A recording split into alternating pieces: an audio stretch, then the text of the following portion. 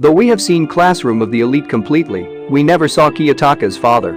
That's why I have bring this video. Professor Ayanokoji is known as Kiyotaka's father.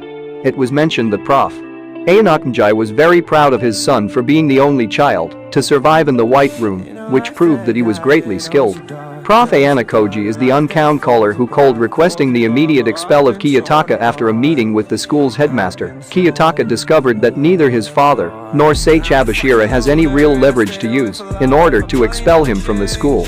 With that, Kiyotaka abandoned attempts at trying to get to A class since he had no reason to advance. In Volume 7 of the light novels, Kiyotaka's father, Prof. Ayanokoji showed up at school and presses the issue of getting his son to withdraw from the school. His reasoning was that his son will far exceed his expectations and he would one day rule Japan. Chabashira takes him to the headmaster's room and sees a 40-ish looking man there before being left with him after the headmaster excuses himself. Here Kiyotaka is son, Ayanokoji is dad. The man is Ayanokoji's father, who wants Kiyotaka to drop out.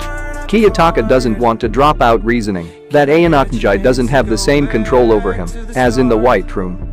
Ayanokoji brings up Matsuo, who gave Kiyotaka the idea to enroll at the school.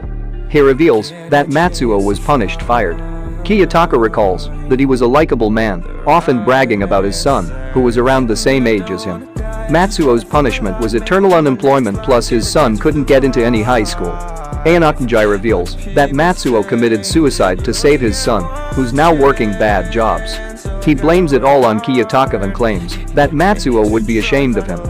Kiyotaka thinks that the purpose for him coming here is to show that Ayanokoji takes no mercy on those who betray him. He defends himself by stating that if he died, that's more of a reason to stay and complete his will. Ayanokoji states that he's changed. Kiyotaka understands this since he's always been following the White Room's orders, but he had a blank year, which he describes as his father's biggest mistake.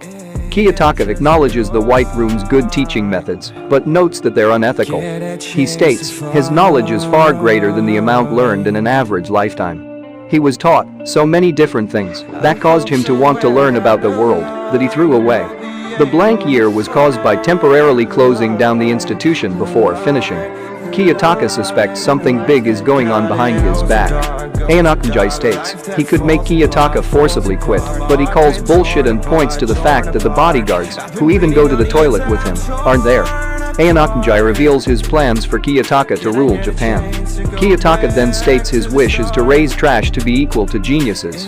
Before Kiyotaka can leave, a man named Sakayanagi enters and greets Ayanokoji. He hadn't seen Ayanokoji in 8-9 years. He's the board chairman of the school.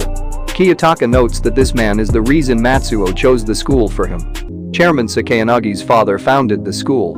After being turned down, Ayanokoji finally leaves. The class size in the light novels is 40 for each class but was changed to 25 per class in the anime. While adapting the anime, there were many changes like the introductions. Most of the introductions are missing throughout the series.